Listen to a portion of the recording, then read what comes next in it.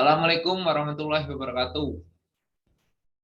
Izin pejabat, dosen, pembina menyesuaikan, izin memperkenalkan diri. Taruna Muda Politeknik Ilmu Pemasyarakatan Angkatan 56, nama Jahan Aidil Rwanda, STB 4561, Prodi Teknik Pemasyarakatan kelas B. Izin untuk mempresentasikan hasil orientasi lapangan kami selama kurang lebih 2 minggu di Rumah Tahanan Negara kelas 2B Bengkulu.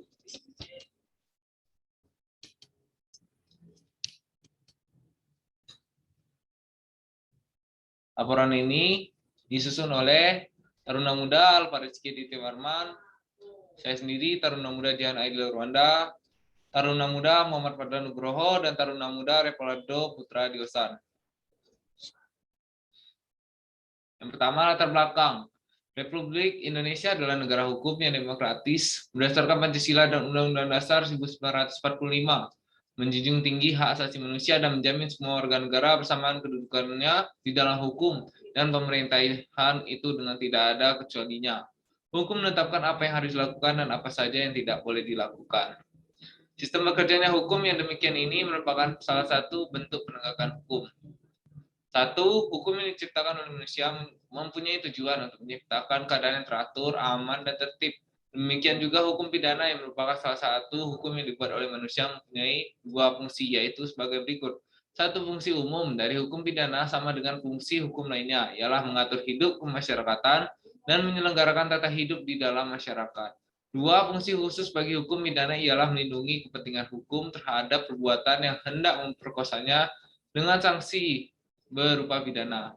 Pembinaan narapidana adalah sebuah sistem. Sebagai suatu sistem, maka pembinaan narapidana mempunyai beberapa komponen yang bekerja saling berkaitan untuk mencapai suatu tujuan. Sedikitnya ada 14 komponen, yaitu 3 falsafah, dasar hukum, tujuan, pendekatan sistem, klasifikasi, perlakuan terhadap narapidana, orientasi pembinaan, sifat pembinaan, remisi, bentuk bangunan narapidana, keluarga narapidana, dan pembina atau pemerintah. Rumusan masalah yang kami dapatkan yaitu yang pertama, apa saja tugas dan fungsi Rumah Tahanan Negara kelas 2B Bengkulu. Yang kedua, apa saja layanan yang ada di Rumah Tahanan Negara kelas 2B Bengkulu. Profil dari UPT Pemasyarakatan tempat lokus utama kami yaitu sebagai berikut. Perkembangan kepenjaraan sebelum proklamasi kemerdekaan Republik Indonesia terbagi dalam beberapa periode, di antaranya periode kerja paksa di Indonesia 1872 sampai 1905, periode penjara sentral wilayah 1905 sampai 1921, periode pelaksanaan serta berlakunya Wetboek van Suffrage for Denderland Indi 1921 sampai 1942. Pada periode ketiga, inilah tepatnya tahun 1935, Rutan Malabero berdiri. Rutan ini dibangun oleh kolonial Belanda saat masih menduduki Bengkulu. Sesungguhnya rutan Bengkulu ini bekas peninggalan Belanda. Kondisinya sudah rapuh pasca kebakaran hebat yang menewaskan 5 orang narapidana pada bulan Maret 2016 lalu. Rutan Malabero yang beralamat di Jalan Kol Berlian, Kelurahan Malabero, Kecamatan Teluk Segara, Kota Bengkulu kembali berbenah. Bangunan yang hangus terbakar sudah. Struktur organisasi yang ada di Rumah Tahanan Negara kelas 2B Bengkulu sebagai berikut, di mana kepala rutannya dikepalai oleh Bapak Farizal Antoni, kemudian di bawahnya terbagi menjadi 3 subsi, yaitu sebagai berikut. Yang pertama, kepala pengamanan rutan. Kedua, kepala subseksi pelayanan tahanan, serta yang ketiga, kepala subseksi pengelolaan, yang setiap subseksinya membidangi sebagai keamanan, pelayanan tahanan, serta pengelolaan rumah tahanan.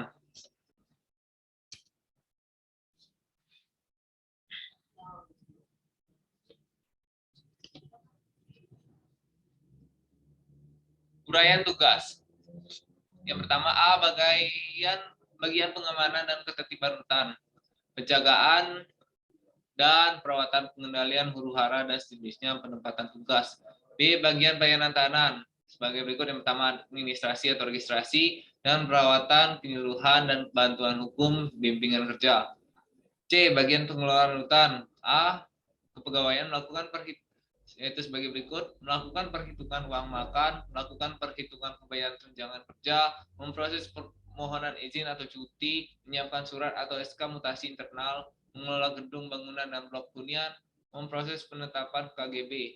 B. Ketetausahaan dan perlengkapan dari dan rumah tahanan, yaitu sebagai berikut: mengatur penomoran surat, mengatur keluar masuknya surat di UPT melalui Sisumaker, pendistribusian surat akuntansi lainnya. Di keuangan, kegiatan tugas pokok pada bagian keuangan meliputi membuat perhitungan gaji, induk kekurangan gaji dan susulan gaji, membuat dan mengajukan surat perintah membayar SPM atau gaji, membuat perhitungan uang makan dan uang, mengelola data sebagai dasar membayar uang lembur, mengolah data perhitungan remunerarisasi, membuat struk gaji, membuat SKPP, petugas mengantar surat, perintah membayar atau SPM.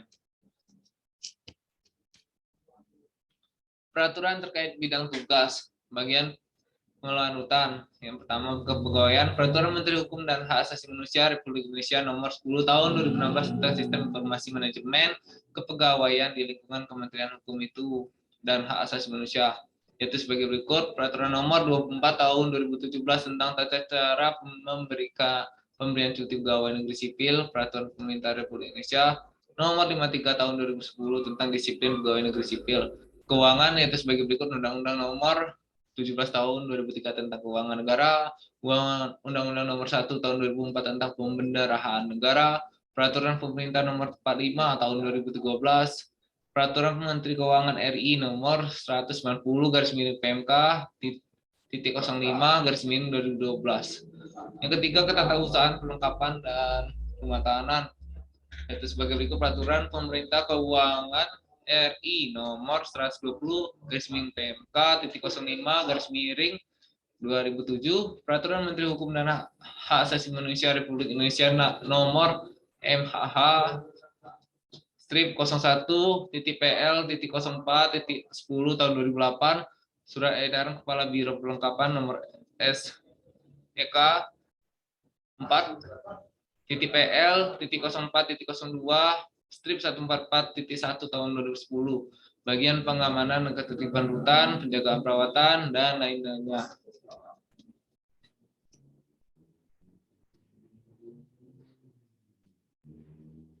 Lima, Kepala Subseksi Bimbingan Kerja Klien Dewasa.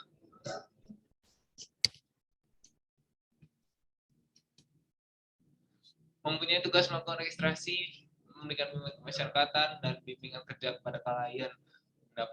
Dalam pelaksanaan tugasnya, Seksi Bimbingan Kerja BKD mempunyai fungsi melakukan registrasi hingga memberikan bimbingan kerja. 6. Kepala Subseksi Bimbingan Kerja Klien Anak mempunyai tugas melakukan registrasi, memberikan bimbingan kemasyarakatan, dan bimbingan kerja pada klien anak. Dalam melaksanakan tugas Seksi BKA mempunyai fungsi melakukan registrasi hingga memberikan bimbingan kerja, contoh memberikan keahlian kepada klien dengan bersiap, kelas, dan lain-lain.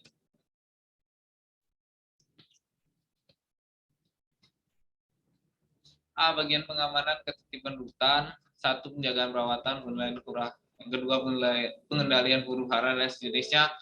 Ketiga, penempatan tugas. B. Bagian pelayanan tahanan. Yang pertama, administrasi atau registrasi perawatan. 2. Penyuluhan dan bantuan hukum. 3. Bimbingan kerja.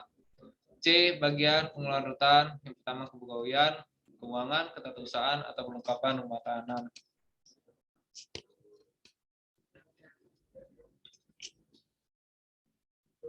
Masalah dan kendala yang dihadapi masing-masing PT sebagai berikut. A. Yang pertama, yaitu bagian pengamanan ketertiban hutan. Yang satu, penjagaan dan perawatan. Yang kedua, pengendalian huru-hara dan sejenisnya yang kurang lengkap. Yang ketiga, penempatan tugas pegawai serta kurangnya kepegawaian. B. Bagian pelayanan tahanan. Yang satu, pertama, administrasi, registrasi, dan perawatan. Kedua, penyuluhan dan bantuan kerja hukum. 3. Bimbingan kerja. C. Bagian pengelolaan rutan. 1. Kepegawaian. 2. Keuangan. 3. Ketatausahaan, perlengkapan, dan rumah tahanan.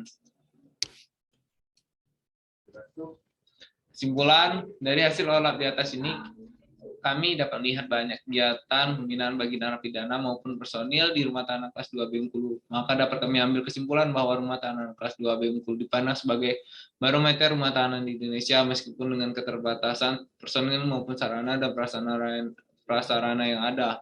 Rumah tahanan kelas 2 Bengkulu mampu menyelesaikan tugas-tugas yang dibebankan kepada rumah tahanan kelas 2 Bengkulu ini, guna menunjang berbagai kebijakan yang sesuai dengan peraturan yang berlaku serta memenuhi pelayanan dan rasa keadilan bagi masyarakat. Rumah tahanan kelas 2 Bengkulu mampu menerapkan program bebas halinar, handphone, pungli, dan narkoba. Dalam menunjang program tersebut, rumah tahanan kelas 2 Bengkulu melakukan berbagai hal seperti melakukan sidak rutin. Hal-hal tersebut adalah upaya mewujudkan wilayah bebas dari korupsi dan wilayah birokrasi bersih dan melayani. Rumah tahanan kelas 2 Bengkulu juga dapat menerapkan teknologi IT dalam sistem layanan kepada warga binaan, yaitu dengan adanya self-service untuk dapat mengetahui data mengenai warga binaan kemasyarakatan. Saran yang dapat kami berikan yaitu sebagai berikut: untuk meningkatkan keamanan dan guna memperlancar kegiatan pembinaan di rumah tahanan kelas 2 Bengkulu, kami menyarankan untuk adanya menambah personil petugas masyarakatan lalu mengikut sertakan ke pegawai dalam pelatihan dan diklat petugas untuk mencapai peningkatan sumber daya manusia yang baik. Kemudian guna memenuhi dasar warga binaan pemasyarakatan diperlukan juga peningkatan sarana prasarana yang sesuai dengan apa yang seharusnya mereka dapatkan seperti fasilitas untuk ibadah, berolahraga, dan kegiatan lainnya yang termasuk dalam program pembinaan bagi warga binaan pemasyarakatan.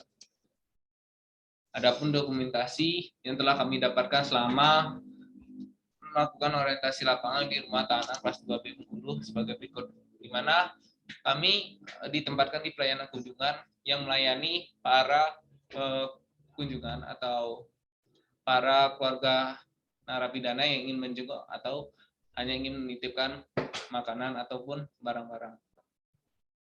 Sebagai berikut. Kemudian kami juga ditempatkan di penggeledahan barang, di mana kami belajar bagaimana cara menangani atau mencegah barang-barang yang tidak sepantasnya atau tidak seharusnya masuk ke dalam rumah tahanan negara. Kemudian kami juga belajar tentang pengarsipan berkas tahanan, yang dimana berkas tahanan yang baru masuk ke rutan kelas 2 Bengkulu, kami mempelajari bagaimana cara proses pemberkasannya.